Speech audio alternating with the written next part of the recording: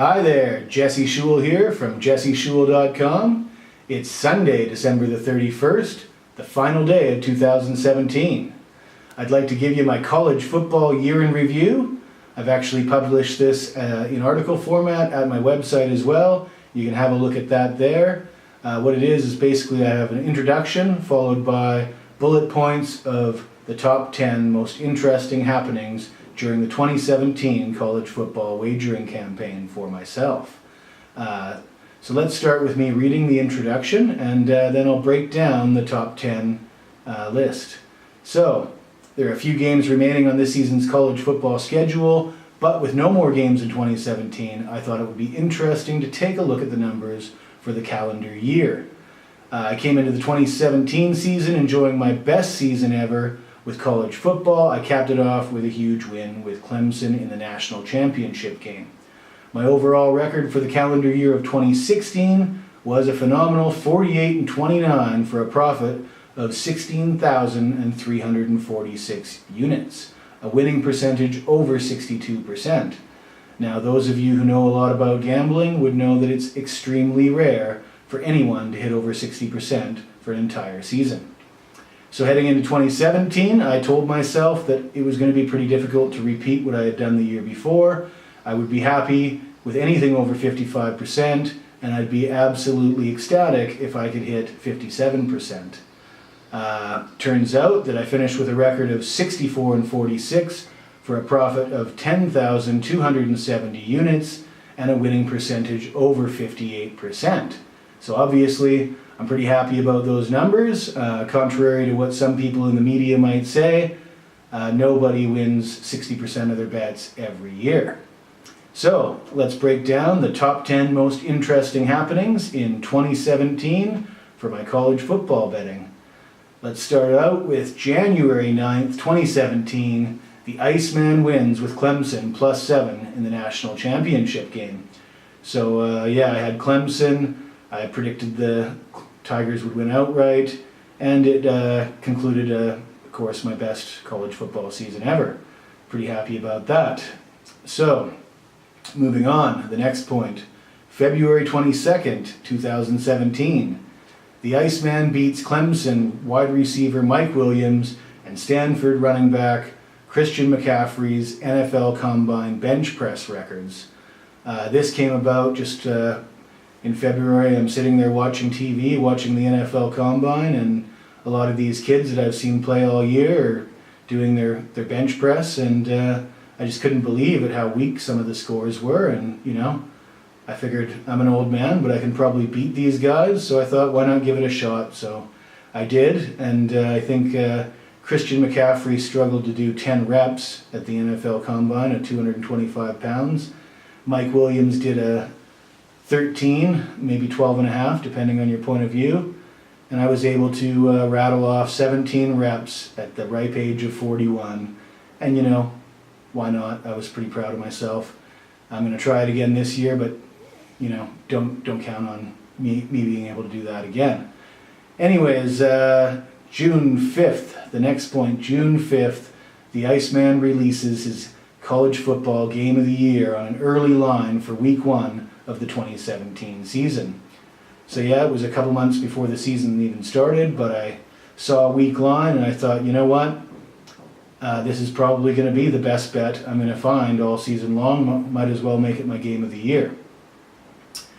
Moving on, August the 8th, the Iceman challenges Clay Travis to a handicapping competition for the 2017 college football season. So how this come about is, I'm a fan of Clay Travis. I like the guy. I think his show's pretty entertaining. He's got a lot of interesting things to say. But before the season started, he claimed that he hit 60% with his college football bets for the last 3 years. I'm not calling him a liar. He might actually believe that, but statistically, it's not only not probable, it's downright, you might as well believe in unicorns. The best in the world don't hit 60% every year, and, it was just a nonsensical claim, as it turns out. So what I did is, I posted a video challenging Clay Travis, but that alone's not enough. I happen to have some connections in the office at some high-ranking guys at Oddshark, which is his main sponsor, and I let them know of my intentions to challenge him, and they told me that they would speak to him about it on an upcoming trip to Las Vegas and let me know. Needless to say, Clay Travis didn't get back to me, and the guys at Oddshark didn't get back to me. Probably what happened is the guys at Oddshark probably told Clay Travis, listen Clay, you can't hit 60%. This guy's a professional handicapper. He hits 57, 58% every year. You're probably going to lose. You're going to look bad. Just ignore him. And I guess that's what they did. Anyways, moving on. September 2nd, 2017. The Iceman wins his game of the year on Alabama. 24-7 versus Florida State. Of course, they knocked out the starting quarterback for the rest of the year. I got Alabama minus 5.5. They were a 7-point favorite by the time the game started. As I said, it was a game where I got a good line. I liked the bet, and it wasn't going to get any better than that. That was also my third straight game of the year win. I won my game of the year the previous 2 years. And if you're wondering about 3 years prior, I actually didn't have a game of the year because a lot of the sites I was working for had banned all the handicappers from putting out game of the years because they thought it was somehow not something we should do. So we just didn't have game of the years prior to 2014. Anyways, moving on, October the 10th, the Iceman wins a live bet on Syracuse to win outright 27-24 versus Clemson. So yeah, that was a nice win. I was just sitting there watching the game, and Kelly Bryant had already been knocked out. Clemson was already losing. It was in the second half, and the bookmakers were going to give me 3-1 odds on Syracuse to win outright, even though they were already winning. So I just jumped on, and Syracuse hung on, played well, cashed out a nice underdog win with a live betting. Actually, at the time, CBS or whatever was calling it the biggest upset of the year. I don't think that we would say that now, but at the time it was a pretty big upset. Okay, moving on. November 15th, 2017.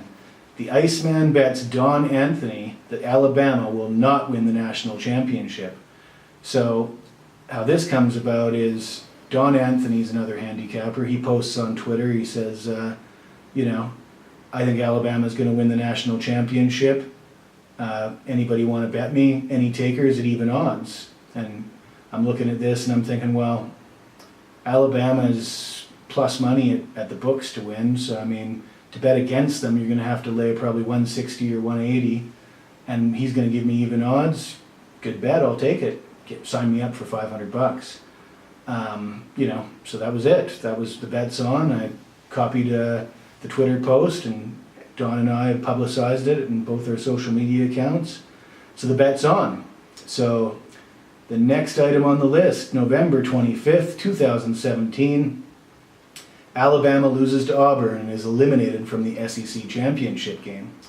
Well, this is exactly why I bet Don. I thought that Alabama was going to lose to Auburn, and I thought they were going to be eliminated from the SEC championship game.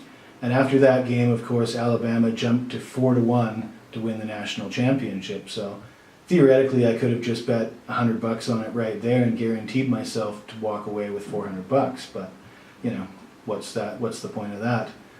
I just let my bet stand. Anyways, the next happening, December 3rd, 2017. For the second year in a row, the Big Ten champion is left out of the playoffs in favor of a non-champion.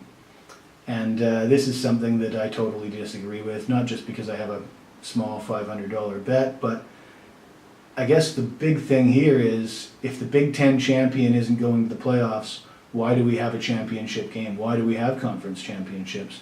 Because the committee is basically telling us that they are meaningless.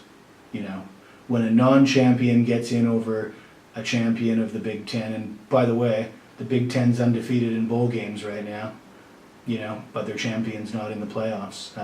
It's a sad state of affairs, and the committee needs to do something about it. Anyways, good luck to Don Anthony. I mean, I'm happy to pay up if I lose, and I think it's good for my reputation either way, win or lose. If I lose, I pay my debts. I send them the $500 just after the game, and if I win, it's also good because that's what I do. Anyways, the final tidbit here, December 31st, 2017. Hey, that's today. I don't know if you guys have checked out Clay Travis lately, but I believe he finished the college football season with a winning percentage below 50%. Certainly it was below 50% the last time I checked. It ain't 52 or 55, I'll tell you that much. So yeah, it was an interesting year. It was a good year, and I expect to see you all back to sign up for my college football for 2018. Happy New Year, everybody.